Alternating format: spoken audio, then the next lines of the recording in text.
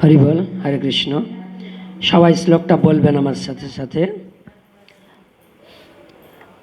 ন মাং দুষ্কৃতি ন মূঢ়া প্রপদ্যন্তি নরাধমা মায়াপরিহিত জ্ঞানা আশুরং ভাবমাশ্রিতা।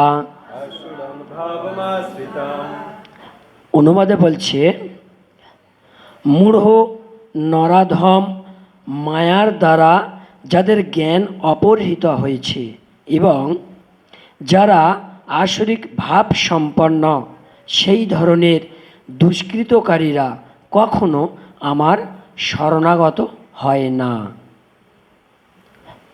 তাহলে এখানে কি বলছে? মূঢ় মানে কি? মূঢ় মানে মূর্খ। তাহলে মূর্খ, নরাধম, নর মানে আমরা মানুষ, তাহলে মানুষের থেকেও অধম, মানে প্রকৃত মানুষ হওয়ার যোগ্যতা যার মধ্যে নেই, তাকে বলছে নরাধম। আবার বলছে মায়ার দ্বারা যাদের জ্ঞান অপহৃত হয়েছে। আমরা তো মায়ার দ্বারা আকৃষ্ট হয়ে থাকি সদা সর্বদা, তাই এই মায়ার দ্বারা আমাদের জ্ঞান যাদের মধ্যে অপহৃত হয়েছে, যে সমস্ত মানুষের, এবং যারা আসরিক ভাব সম্পন্ন। আসরিক ভাব মানে কি? অসুরদের মতো আচরণ করে যারা, সেই ধরনের দুষ্কৃত যারা। দুষ্কৃত কাদের বলে? ভালো মানুষদের কি বলে? বলে না নিশ্চয়। যারা কুকর্ম করে তাদেরকে দুষ্কৃত বলে। তাহলে সেই ধরনের দুষ্কৃতকারীরা কখনো আমার শরণাগত হয় না। কে বলছেন এটা? ভগবান শ্রীকৃষ্ণ নিজ মুখে বলছেন যে এই ধরনের ব্যক্তিরা আমার শরণাগত কখনো হয় না। তাৎপর্য সবাই বলুন, জয় প্রভুপাদ কি। প্রভুপাদ রচিত তাৎপর্য অনেক বড়। আমি বুঝতে পেরেছি, অনেক বড় আছে। যাই হোক, ভগবদ গীতাতে বলা হয়েছে যে পরমেশ্বর ভগবান শ্রীকৃষ্ণের শ্রীচরণ কমলে শুধুমাত্র আত্মসমর্পণ করলেই অনায়াসেই দুরতিক্রম্য জড় প্রকৃতির কঠোর নিয়মকে অতিক্রম করা যায়। তাহলে ভগবানের চরণে শুধু নিজেকে আত্মসমর্পণ করলেই সমস্ত কঠিন কঠিন বাধা অতিক্রম করা যায়। এখন প্রশ্ন হতে পারে যে তাহলে উচ্চশিক্ষিত দার্শনিক, বৈজ্ঞানিক, ব্যবসায়িক, প্রশাসক ও জননেতারা কেন সর্বশক্তিমান পরমেশ্বর ভগবানের শ্রীচরণের শরণাগত হয় না? ভালো একটা প্রশ্ন করেছে, উত্তর এখানে দেবেন। আমি আর ডিটেলস বলবো না, অনেকটা আছে তো। প্রভু ইঙ্গিত দিয়ে দিয়েছে, একটু রিটিন পড়ে যাচ্ছি। মানব সমাজের নেতারা জড় প্রকৃতির বিধান থেকে মুক্তিলাভ করার জন্য বহু বছর ও জন্ম ধরে অধ্যবসায় সহকারে অনেক বড় বড় পরিকল্পনা করে, কিন্তু সেই মুক্তিলাভ করাটা যদি কেবলমাত্র ভগবানের শ্রীচরণে আত্মসমর্পণ করার মাধ্যমেই সাধিত হয়, তাহলে সেই সমস্ত বুদ্ধিমান ও কঠোর পরিশ্রমী নেতারা এই সরল পন্থাকে অবলম্বন করে না কেন? বুঝতে পেরেছেন? এই সমস্ত রাজনীতি নেতাদের কথা বলছে। গীতাতে অত্যন্ত পরিষ্কারভাবে সেই প্রশ্নের উত্তর দেওয়া হয়েছে। যে সমস্ত তত্ত্বজ্ঞ পুরুষ সমাজের যথার্থ নেতা, যেমন ব্রহ্মা, শিব, কপিল, কুমার, মনু, ব্যাসদেব, দেবালো, অসিত, জনক, প্রহ্লাদ, বলি এবং পরবর্তীকালে মধ্বাচার্য, রামানুচার্য, শ্রী চৈতন্য মহাপ্রভু এবং আরও অনেকে, যারা বিশ্বস্ত দার্শনিক, রাজনীতিবিদ, শিক্ষাবিদ, বৈজ্ঞানিক ইত্যাদি তারা সকলেই পরম শক্তিমান পরমেশ্বর ভগবান শ্রীকৃষ্ণের চরণে আত্মসমর্পণ করেছেন। তাহলে অনেক দেবদেবীর নাম বলল এবং অনেক আমাদের এই জগতে বিভিন্ন পজিশনে থাকা ব্যক্তিদেরও স্মরণ করল। তারা সবাই কিন্তু সেই ভগবানের চরণের মানে আকাঙ্ক্ষিত হয়ে আছেন, মানে ভগবানের চরণ পাওয়ার জন্য চেষ্টা করছেন। যারা প্রকৃতপক্ষে দার্শনিক, বৈজ্ঞানিক, শিক্ষাবিদ, প্রশাসক ইত্যাদি নয়, কিন্তু জড় স্বার্থসিদ্ধির জন্য সেই রকম ভান করে লোক ঠকায় তারা কখনোই ভগবানের নির্ধারিত পরিকল্পনা বা পন্থা অবলম্বন করে না। ভগবান সম্বন্ধে তাদের কোনো ধারণাই নেই। যারা ঠকবাজ তাদের কি কোনো প্রকৃত ভগবান সম্বন্ধে ধারণা থাকতে পারে? তারা তো নিজেদের স্বার্থ সিদ্ধি করার জন্য ওই রকম অভিনয় করে যাচ্ছে। তাই এখানে বলছি তারা কেবলমাত্র তাদের জড় জাগতিক পরিকল্পনার উদ্ভাবন করে এবং তার ফলেই জগতের সমস্যা লাঘব করার পরিবর্তে তাদের ব্যর্থ প্রচেষ্টার মাধ্যমে তা আরও জটিল করে তোলে। লাঘব মানে কি? কমানোর পরিবর্তে আরও নিজেকে কঠোর সমস্যার মধ্যে জড়িয়ে ফেলে, তাই না? কারণ জড় প্রকৃতি এতই শক্তিশালী যে তা নাস্তিক নেতাদের সব রকম শাস্ত্রবিরোধী পরিকল্পনাগুলি রোধ করে এবং কি করে না, যোজনা পর্ষদগুলির জ্ঞানের দম্ভ নস্যাৎ করে দেয়। নস্যাৎ করা মানে শেষ করে দেওয়া বা ধূলিসাৎ করে দেওয়া, যেটা চলতি কথা বলে। নাস্তিক পরিকল্পনাকারীদের এখানে দুষ্কৃতী না বা দুষ্কৃতকারী বলে বর্ণনা করা হয়েছে। প্রশংসনীয় ভালো কাজকে বলা হয় কৃতী। যারা সফল হয় কোনো কাজে তাদের বলা হয় কি? কৃতী ছাত্র। ধরো স্কুলে ভালো রেজাল্ট করেছে যাদের, তাদের বলে না? পাশ করেছে যারা, তাদের বলে যে কৃতী ছাত্র। আর যারা ফেল করে তাদের কি কৃতী বলে? কি বলে না। এখানেও তাই নাস্তিক পরিকল্পনাকারীরা অনেক সময় খুব বুদ্ধিমত্তা সম্পন্ন ও দক্ষ হয়। কেননা যে কোনো বড় পরিকল্পনা তা ভালোই হোক বা খারাপই হোক সম্পাদন করতে হলে বুদ্ধির প্রয়োজন হয়।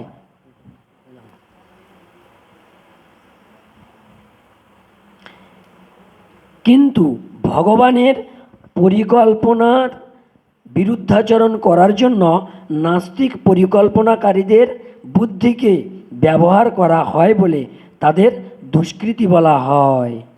তাহলে দুষ্কৃত কাদের এখানে বলল না? ভগবানের যে পরিকল্পনা তার বিরুদ্ধ আচরণ যারা করে, অর্থাৎ ভগবানের যে বাণী তার উল্টোভাবে যারা বিভিন্নভাবে মানুষকে ঠকায়, তারাই হচ্ছে দুষ্কৃত। ভগবদ গীতাতে স্পষ্টভাবে বলা হয়েছে যে জড় শক্তি সম্পূর্ণভাবে ভগবানের নির্দেশে পরিচালিত হয়, তার কোনো স্বতন্ত্র ক্ষমতা নেই। কোনো কিছুই প্রতিবিম্ব যেমন প্রকৃত বস্তুর গতিবিধি অনুসারে ক্রিয়াশীল হয়, জড় প্রকৃতিও ঠিক তেমনই ভগবানের উপর নির্ভরশীল। মানে এখানে বলছে ধরো একটা গাছের ছায়া সূর্য যেদিকে থাকে তার বিপরীত দিকে পড়ে। প্রতিবিম্ব মানে তার ছবি বা ছায়া বিপরীত দিকে পড়ে। কিন্তু এমন একটা সময় আসে দেখবেন যখন একদম গাছের মস্তিষ্কের মাথায়, অর্থাৎ একদম 180 ডিগ্রি হয়ে কোণ করে, তখন কি হয়? তার ছায়াটার দেখা যায় গাছের। আমরাও যদি হেঁটে যাই আমাদের ছায়া দেখা যাবে আমাদের মাথার ওপরে সূর্য আসলে।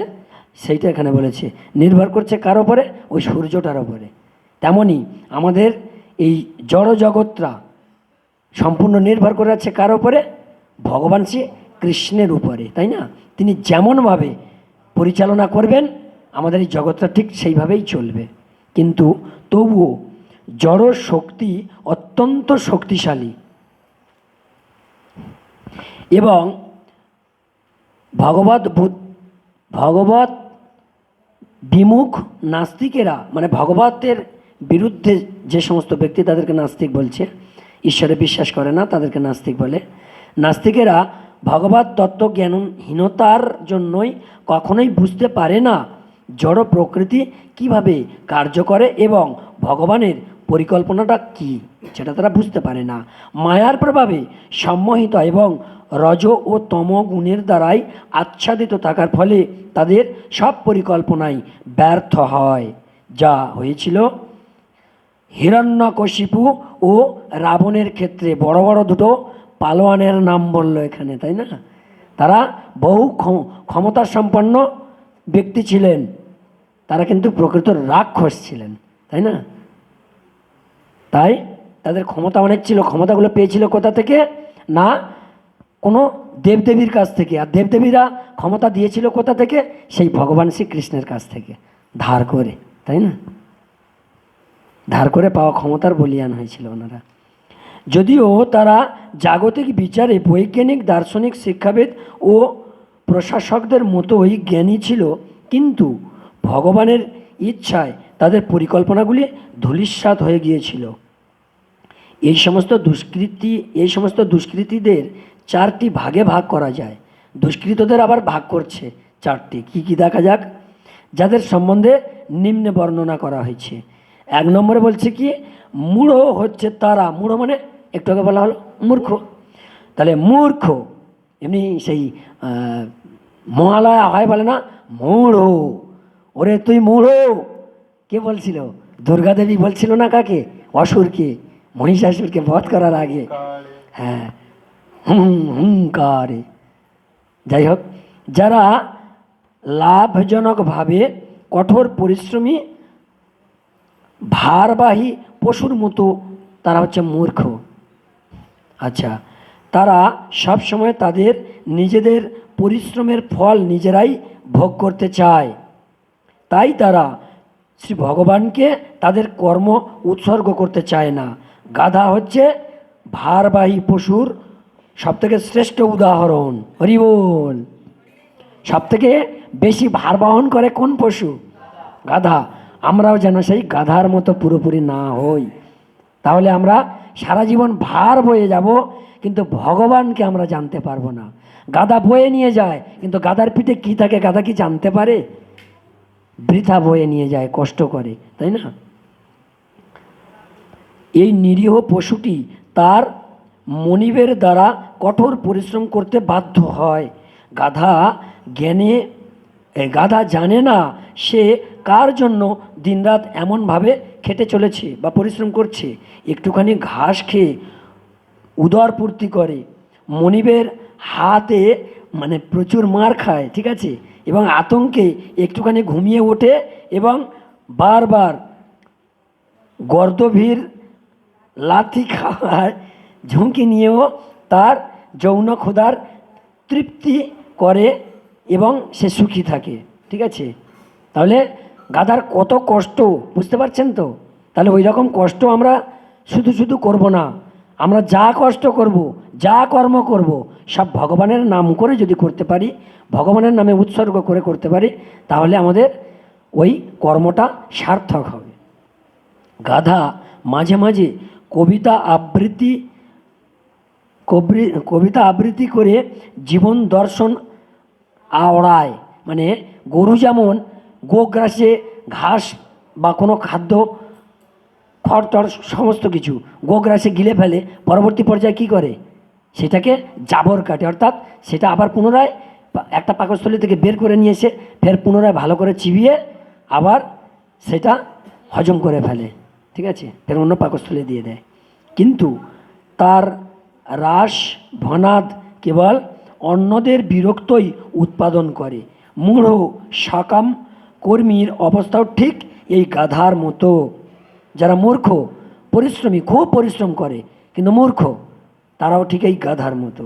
যে জানে না কার জন্য তার কর্ম করা উচিত, সে জানে না যে কর্ম করার প্রকৃত উদ্দেশ্য হচ্ছে যজ্ঞ, অর্থাৎ ভগবানের প্রতিবিধান।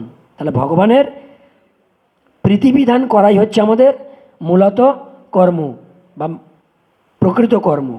প্রায় এই সমস্ত কর্মীরা যারা তাদের স্বরচিত কর্তব্যের ভার লাঘব করবার জন্য দিন রাত কঠোর পরিশ্রম করে চলেছে, এই বলেই পরিশ্রম করে চলেছে বলেই থাকে জীবের অমরত্বের কথা শোনবার মতো তাদের কোনো সময় নেই।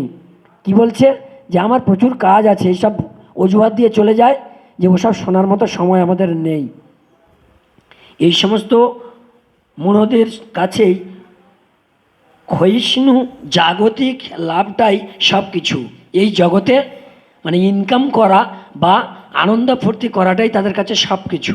অথচ বাস্তবে এই সমস্ত মূঢ়রা তাদের পরিশ্রমজনিত ফলের একটা নগণ্য অংশই কেবল উপভোগ করতে পারে। অনেক সময় বিষয় লাভের জন্য তারা দিনরাত না ঘুমিয়ে পরিশ্রম করে, মানে শুধু ইনকাম করার জন্য, নিজেদের লাভ প্রতিষ্ঠা করার জন্য প্রচুর পরিশ্রম করে। এক একজন দেখবেন দিনরাত, হয়তো রাত্রেবেলা ঘুমিয়েও মানে চিন্তা হচ্ছে কি হলো যাই আমি বাগান করেছি, বাগানটাকে দেখে আসি, ঠিক আছে, এই রকম চিন্তা ভাবনা হয়তো, বা মন্দাগ্নি আদি উৎপীড়ায় পীড়িত হয়ে একরকম অনাহারের থেকে তারা দিনরাত তাদের পরিকল্পিত প্রভুর সেবারত থাকে।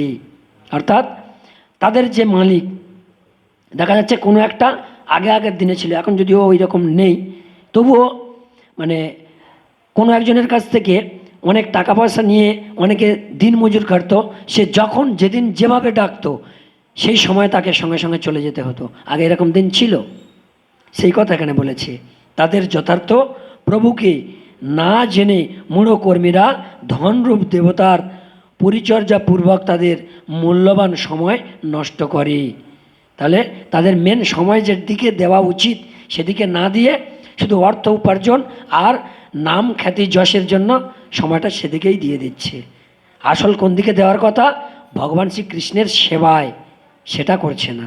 দুর্ভাগ্যবশত তারা কখনোই সমস্ত প্রভুর, যিনি পরম প্রভু, তাঁর শরণাগত হয় না বা নির্ভরযোগ্য সূত্র থেকে তাঁর কথা শ্রবণ করে না।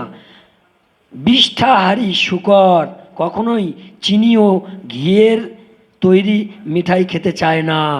হরিবল। খুব কঠোরতম, শুনতে খারাপ হলেও একটা উদাহরণ দিয়েছে। যেমন শূকর সব থেকে প্রিয় খাদ্য কি বলে? মলমূত্র বা বিষ্ঠা, এইটা হচ্ছে তার সব থেকে প্রিয় খাদ্য। তাহলে ওটাই সে খাবে। সে ওই ঘি দিয়ে তৈরি কোনো কিছু খাদ্য বা চিনি টিনি মিষ্টি দিয়ে তৈরি কোনো খাদ্য খাবে?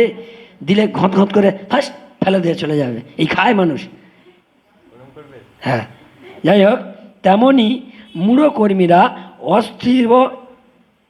অস্থির পার্থিব জগতের ইন্দ্রিয় তৃপ্তিদায়ক কথা অক্লেশে হচ্ছে শ্রবণ করছে। মানে যেগুলো আমাদের শোনার কথা নয়, শুনলে আমাদের ক্ষতি হবে, কিন্তু আপাত দৃষ্টিতে আমাদের ইন্দ্রিয় তৃপ্তি হবে, এরকম জাগ্রত চেতনায় পড়া হয়েছিল, এখানে পড়া হয়েছে মনে হচ্ছে সে প্রশ্ন, ঠিক আছে। আপাতত খুব আনন্দ ক্ষণিকের জন্য, কিন্তু পরোক্ষে দুঃখদায়ক, সেইটা এখানে বলেছে। ওই রকম একটা প্রশ্ন ছিল, সেইটার দিকে আমরা আকৃষ্ট হচ্ছে বেশি, এটাই বলছে। কিন্তু জড় জগৎকে সঞ্চালনকারী শাশ্বত প্রাণশক্তির সম্বন্ধে শোনবার বিন্দুমাত্র সময় তাদের নেই। দুয়ে বলছে, আর এক শ্রেণীর দুষ্কৃতীদের বলা হয় নরাধম, মানে সেই নরেরও অধম, মানে মানুষ হওয়ার যোগ্যতা যার মধ্যে নেই। অর্থাৎ তারা সব থেকে নিকৃষ্ট স্তরের মানুষ। নর বা মনুষ্যকুলের মধ্যে অধম বা নিকৃষ্ট। 84 লক্ষ জনই বা বিভিন্ন জীবের মধ্যে 4 লক্ষ হচ্ছে মনুষ্য জীবন। তাহলে আমরা মোট 84 লক্ষ জন্ম ভ্রমণ করি বলি, তার মধ্যে 4 লক্ষ কিন্তু মানব জীবন আছে।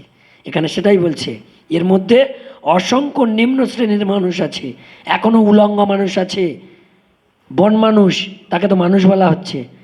নিশ্চয় দেখেছেন চিড়িয়াখানাটা না আছে, তাহলে এখনও অনেক প্রজাতির মানুষ আছে যারা অনেক নিম্ন শ্রেণীর, সেটা এখানে বলছে। যার অধিকাংশই হচ্ছে অসভ্য। সভ্য মানুষ তারাই যারা বিধিনিষেধের অনুকূলে সামাজিক, রাজনৈতিক ও ধর্মীয় জীবনযাপন করে। সামাজিক ও রাজনৈতিক অবস্থার পরিপ্রেক্ষিতে উন্নত হলেও যাদের জীবন ধর্মীয় অনুশাসনের দ্বারা পরিচালিত হয় না, তাদের নরাধম বলে গণ্য করা হয়। তাহলে নরাধম কাকে বলল? আমাদের সবাইকে নয়, আমাদের মধ্যে অনেকে ভালো আছে, আমি হয়তো খারাপ হতে পারি, ঠিক আছে, কিন্তু এখানে অনেকে ভালো আছেন।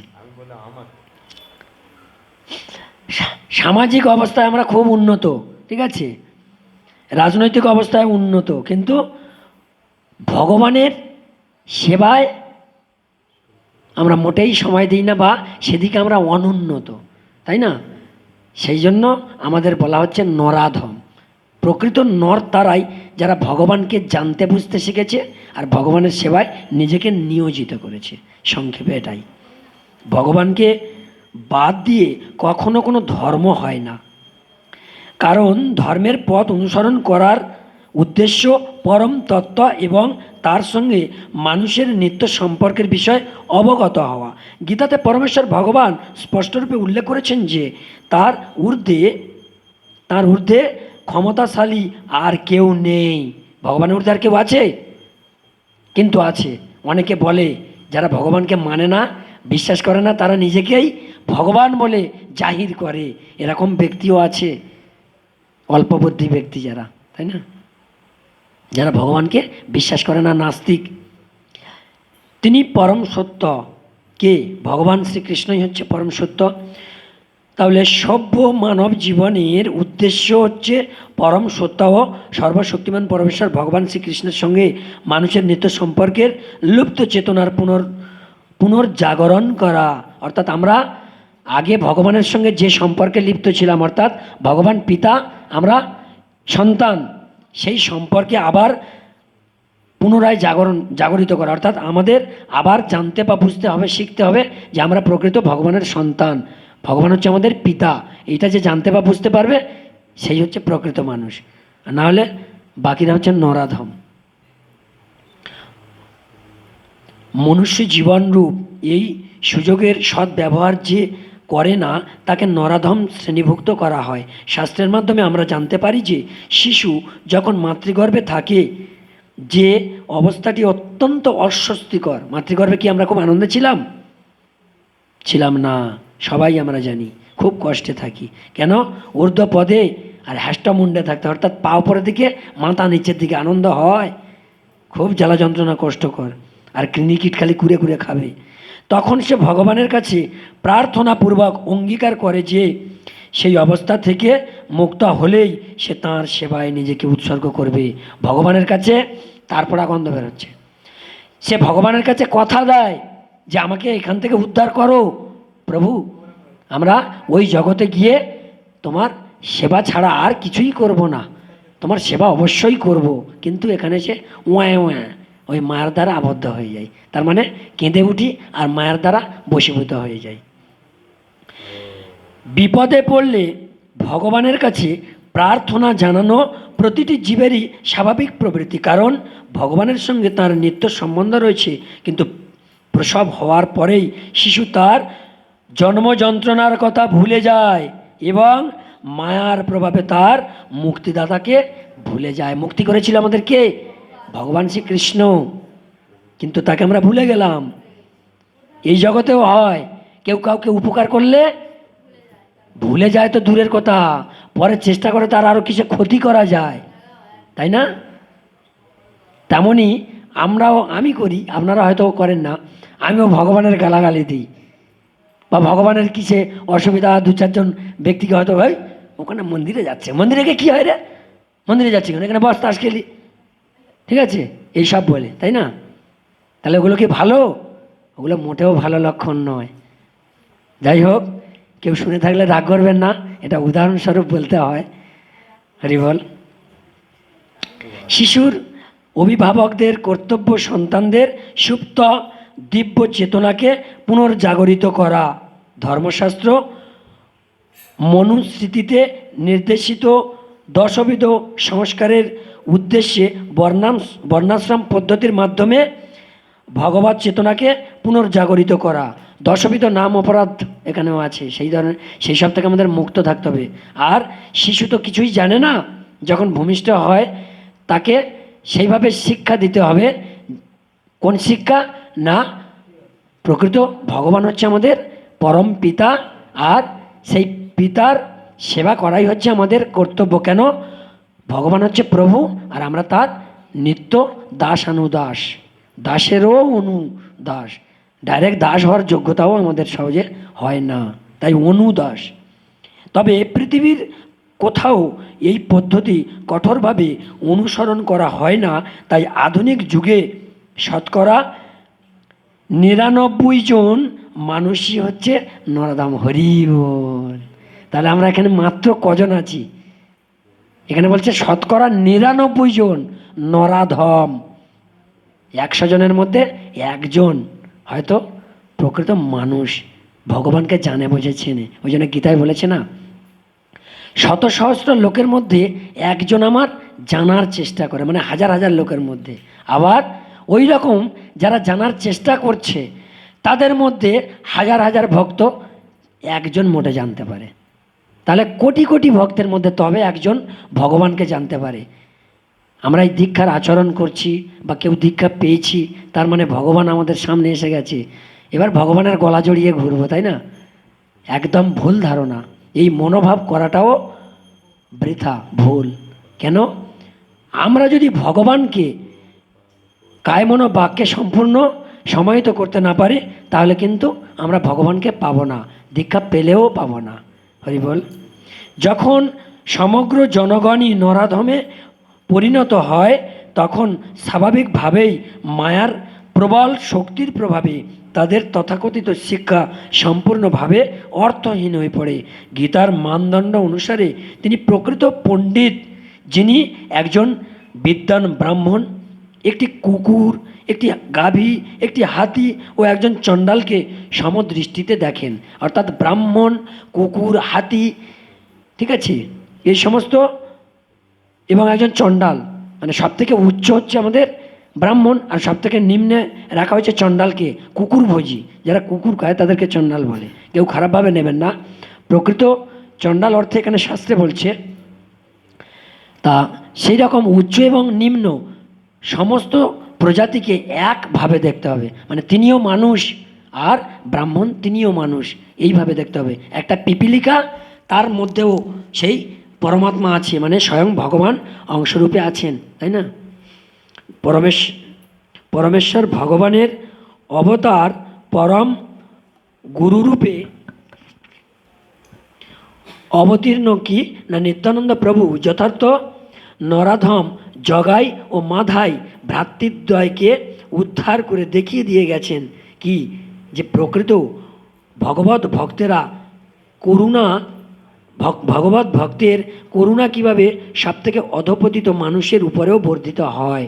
তাহলে জগাই মাধাই সব থেকে নীচ কর্ম লিস্ট করে করে সেই রকম নীচ কর্মগুলো ওরা করত, খুব সমাজের ক্ষতিকর কাজগুলো ওরা করত। কিন্তু সেই অধপতিত জীব, সেই জগাই মাধাই, আমরাও অনেকে জগাই মাধাই এমনি, ঠিক আছে, তাই জগাই মাধাইদের উদ্ধার করার জন্য ভগবান গুরুদেবদের পাঠিয়েছেন। আর ওই নিত্যানন্দ কি করেছিলেন? সেই জগাই মাধাইকে উদ্ধার করেছিলেন। কপালে মেরেছিল না? কে মেরেছিল? হরি বল, বলুন কে মেরেছিল? হ্যাঁ, মোয়ে মোহ মেরেছে মাধাই, এইটা মনে রাখলে সব মনে থাকবে। কিন্তু অনেকে জগাই বলে ফেলে। যাই হোক, এটা হচ্ছে প্রকৃত ভক্তের লক্ষণ, যে তারা হচ্ছে করুণাপর হবে। ছোট বাদ দিই। শ্রী চৈতন্য মহাপ্রভু ভাগবত ধর্ম অথবা ভগবত ভক্তদের কার্যপদ্ধতির প্রচার করে উপদেশ দিয়ে গেছেন যে শ্রদ্ধাবানত চিত্তে মানুষকে পরমেশ্বর ভগবানের বাণী শ্রবণ করতে হবে। শ্রদ্ধাবান চিত্তে মানে খুব মনোযোগ সহকারে ভগবানের যে বাণী সেগুলো কিন্তু শ্রবণ করতে হবে। ভগবানের দেওয়া এই উপদেশের সার মর্ম হচ্ছে ভগবদ গীতা। কি বলল? ভগবত ভগবানের দেওয়া যে সমস্ত উপদেশ আছে, ভগবান তো অনেক উপদেশ দিয়েছেন, তার সার মর্ম সেটা হচ্ছে ভগবদ গীতা। শ্রদ্ধাবান চিত্তে ভগবানের দেওয়া উপদেশ শ্রবণ করার ফলে নরাধম উদ্ধার পেতে পারে, কিন্তু দুর্ভাগ্যবশত ভগবানের চরণে আত্মসমর্পণ করা তো দূরে থাকুক, এই সমস্ত নরাধমগুলি ভগবানের বাণী পর্যন্ত শ্রবণ করতে চায় না। 99%। বুঝতে পারছেন? ভগবানের বাণীও শুনতে চায় না। এইভাবে নরাধমেরা সব সময় মানব জীবনের পরম কর্তব্যকে ইচ্ছাকৃতভাবে অবহেলা করে। হরি বল। সবে দুটো হয়েছে, এখনো দুটো আছে, 3 নম্বর 4 নম্বর। কি বলছেন বলুন? বলে যাব। 3 নম্বরে বলছে, পরবর্তী শ্রেণীর দুষ্কৃতীদের বলা হয় মায়াপর হৃত জ্ঞানা, অর্থাৎ মায়ার প্রভাবে যাদের পাণ্ডিত্যপূর্ণ জ্ঞান অপহৃত হয়েছে। অর্থাৎ কিছু কিছু ব্যক্তি বলে থাকেন, দেখবেন আমার থেকে বড় শিক্ষিত এই আমাদের এলাকায় খুঁজে দেখাতে পারবে, আমি সবচেয়ে বড় শিক্ষিত। তার মানে সে তার নিজের পাণ্ডিত্যের অহংকার করে।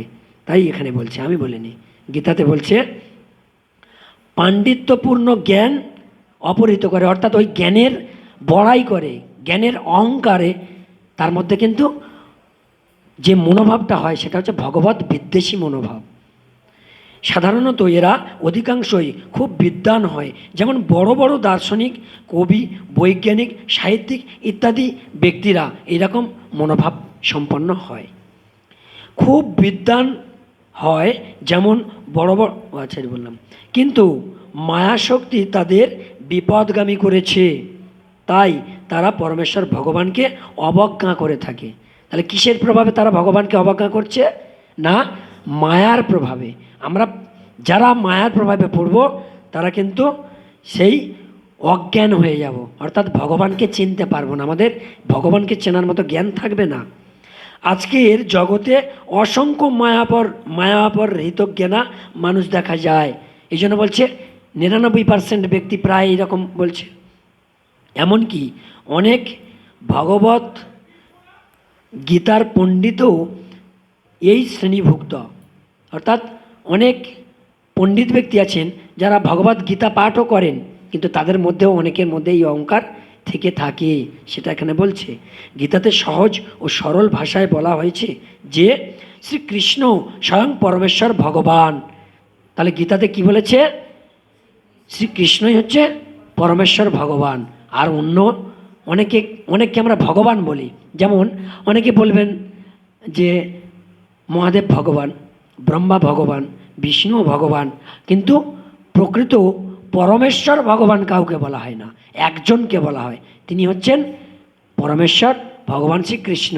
কৃষ্ণ ছাড়া আর কিন্তু কাউকে পরমেশ্বর ভগবান বলা হয় না, তাই না? গীতাতে সহজ ও সরল ভাষায় বলা হয়েছে যে শ্রীকৃষ্ণ স্বয়ং পরমেশ্বর ভগবান, তার সমকক্ষ বা তার থেকে মহৎ আর কেউ নেই। তাকে সমস্ত মানুষের আদি পিতা, ব্রহ্মারও পিতারূপে বর্ণনা করা হয়েছে। আমরা সবাই জানি কি আমাদের সবার সৃষ্টিকর্তা কে? আমাদের সবার সৃষ্টিকর্তা ব্রহ্মা। তাহলে ব্রহ্মাকে সৃষ্টি করেছেন কে? ভগবান শ্রীকৃষ্ণ। এবার কৃষ্ণকে সৃষ্টি করেছেন কে? এই প্রশ্নের উত্তর আছে কি? তিনি হচ্ছেন জগৎ সৃষ্টিকর্তা, তিনি অনাদিরও আদি, অর্থাৎ সব কিছু সৃষ্টির ঊর্ধ্বে তিনি, তাই না? ওই জন্য এই প্রশ্নটা আমরা যদি বলে থাকি তাহলে আমরা কিন্তু মূর্খের মতো বলে থাকবো, তাই না? তাকে সমস্ত মানুষের আদি পিতা, ব্রহ্মারও পিতারূপে বর্ণনা করা হয়েছে। বস্তুত শ্রীকৃষ্ণকে কেবল ব্রহ্মারই পিতা বলা হয় না, তিনি সমস্ত জীবেরও পিতা। একটু আগে বলা হচ্ছিল তিনি আমাদের সবার পিতা, পরম পিতা। তিনি নির্বিশেষে ব্রহ্মার আশ্রয় এবং সমস্ত জীবের অন্তর্যামী পরমাত্মার উৎস। সমস্ত জীবের মধ্যে অবস্থিত পরমাত্মা তাঁরই অংশ। তিনি সমস্ত পরামর্শ তিনি সব কিছুরই উৎস। তাই তাঁর চরণারবিন্দে শরণাগত হওয়ার জন্য প্রত্যেককেই পরামর্শ দেওয়া হয়েছে। তাহলে ভগবানের চরণে আমাদের কি,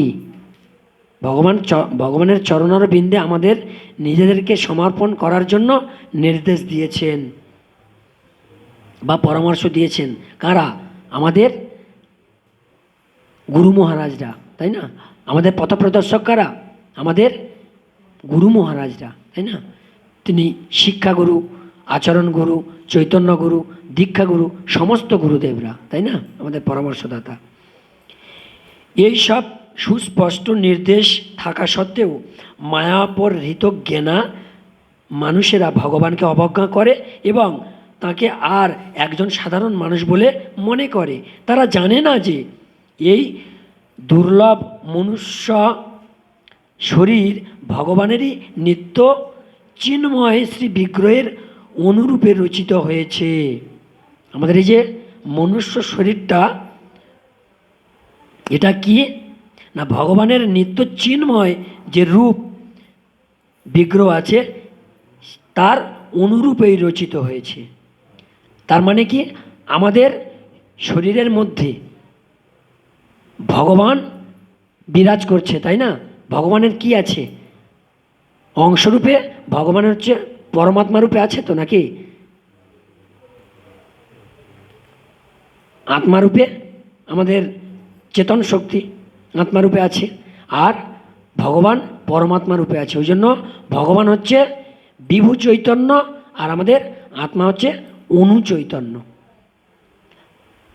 মায়াপর হৃতজ্ঞানা শ্রেণীর দ্বারা গীতার গুরু পরম্পরার ধারা বহির্ভূত সমস্ত প্রমাণ বর্জিত ব্যাখ্যা পারমার্থিক উপলব্ধির পথে দূরতিক্রম্য নানা প্রতিবন্ধকের মতো হয়েই দাঁড়ায়। এই সমস্ত মোহগ্রস্ত ব্যাখ্যাকারকেরা কখনোই ভগবান শ্রীকৃষ্ণের চরণারবিন্দে শরণাগত হয় না, অথবা অন্য কাউকেও ভগবানের শরণাগত হওয়ার শিক্ষাদান করে না। মানে এখানে একটা উদাহরণ দেবো, শুনে কেউ খারাপ ভাববেন না, আগে ক্ষমা চেয়ে নিচ্ছি। যেমন একটা গরুর খুঁটিতে জাবনা করে দেওয়া হয় খড় খোলটোল এইসব দিয়ে, ঠিক আছে, সেই খাদ্যটা কার, গরুর। সেই খুঁটিটার ওপরে আলতা পাকিয়ে শুয়ে থাকে একটা শ্রেণীর পশু, তার নাম হচ্ছে বুক বুক, কী বলেন তো, কুকুর। তাহলে ওটা কুকুরের খাদ্য নয়, তাহলেও কুকুর আলতা পাকিয়ে শুয়ে থাকে কেন, আমি খাবো না এই খাদ্য, তোমাকেও খেতে দেব না। এই রকম শ্রেণীর কিছু মানুষ আছে, আমি ভক্তিপথে যাব না, কাউকে যেতেও দেব না। তাই এমন একটা প্রমাণ আছে, বলবো না, না বলবো,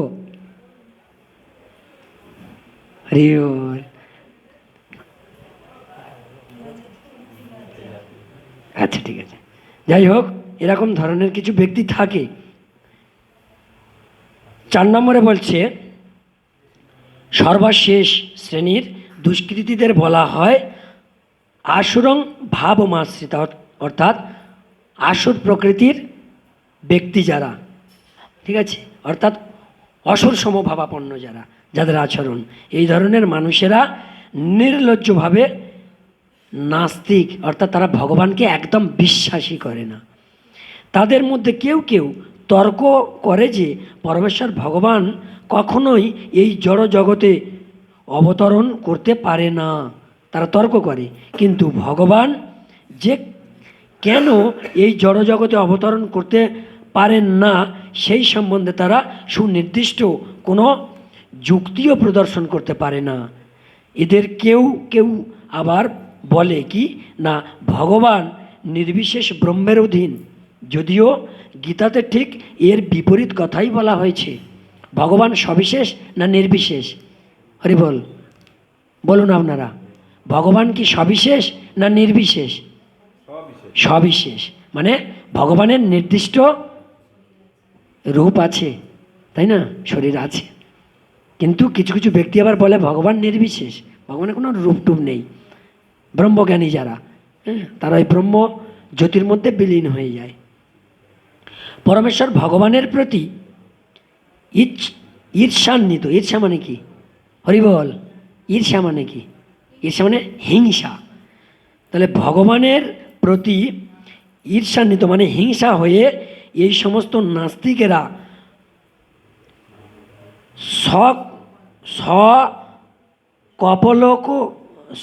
কপলকলি কি এটা, কল্পিত, হ্যাঁ, কল্পিত কপকল্পিত, সকপকল্পিত, সকপকল্পিত, মানে এই কটার জন্য যেন ভুল হচ্ছে। যাই হোক, সকপকল্পিত অপ্রামাণিক একাধিক অবতারেরা অবতরণ করে। ভগবানের যে নিন্দা করাই এই ধরনের মানুষদের জীবনের একমাত্র লক্ষ্য। তাই তারা কখনোই শ্রীকৃষ্ণের চরণারবিন্দে শরণাগত হতে পারে না। তারা তো ক্রমাগত নিন্দাই করে যায়, তাই না? তাহলে কেউ যখন কাউকে ক্রমাগত নিন্দা করে তার প্রতি ভালোবাসা তার আসতে পারে না, তাই না? দক্ষিণ ভারতের শ্রী জামানুচার্য এর ওর মতো হয়ে যায়, জামানুচার্য আলবন্দরু বলেছেন কি না, যে ভগবান তুমি যদিও তোমার বিরল অপ্রাকৃত রূপ, গুণ ও লীলার দ্বারা অলঙ্কৃত, সমস্ত শাস্ত্র যদিও তোমার বিশুদ্ধ সত্যময় শ্রী বিগ্রহকে অঙ্গীকার করে এবং দৈবী গুণ সম্পন্ন দিব্য তত্ত্ববিজ্ঞান সমন্বিত জ্ঞানের গভীরে প্রবিষ্ট তত্ত্বজ্ঞরা তোমাকে স্বীকার করেন, কিন্তু তবুও আসরিক ভাবাপন্ন নিরীশ্বরবাদীরা, মানে ঈশ্বরকে যারা বিশ্বাস করে না তাদেরকে আবার নিযুক্ত ঈশ্বর, নিরীশ্বরবাদীরা কখনোই তোমাকে জানতে পারে না। তাই উপরে উল্লিখিত মূঢ়, নরাধম, মায়াপর হৃতজ্ঞানা এবং আশুরং ভাবমাশ্রিতা নাস্তিকেরা শাস্ত্র এবং মহাজনদের উপদেশ সত্ত্বেও কখনোই পরমেশ্বর ভগবান শ্রীকৃষ্ণের চরণারবিন্দে শরণাগত হয় না। হরি বল। এখানেই আমার বিশ্রাম। 15 নম্বর শ্লোক, অনেকগুলো ছিল তাই বলতে আমার অনেক সময় লেগে গেল। হরি বল, হরে কৃষ্ণ। তা অনেক কঠোর কঠোর ভাষা বলেছি, তাই সবার চরণে ক্ষমা চেয়ে নিচ্ছি। কেন আপনাদের হৃদয় কমলে এই কঠিন শব্দ যদি আঘাত করে থাকে, এখানে যারা আছেন এবং এই শব্দ যারা শুনতে পাচ্ছেন সবার চরণে ক্ষমা চেয়ে নিচ্ছি। কেন এটা আমার মুখের বাণী নয় বা আমার স্পর্ধা নেই ওই ধরনের কোনো কথা বলার। শাস্ত্রে যেটুকু বলেছে আমি সেটুকু অধ্যয়ন করে বলার চেষ্টা করেছি মাত্র। যদি ভুল ত্রুটি হয় নিজ নিজ সন্তান স্নেহে ক্ষমা করে দেবেন। বাঞ্ছা কল্পতরুভশ্চ কৃপা সিন্ধু ভয়বচ পতিতানাং পাপনেভ্যো বৈষ্ণবেভ্যো নমো নমো। অনন্ত অনন্ত কোটি বৈষ্ণব বৈষ্ণবে বৃন্দ কি জয়। জয় নিতাই গৌর সীতানাথ প্রেমানন্দে হরি হরি।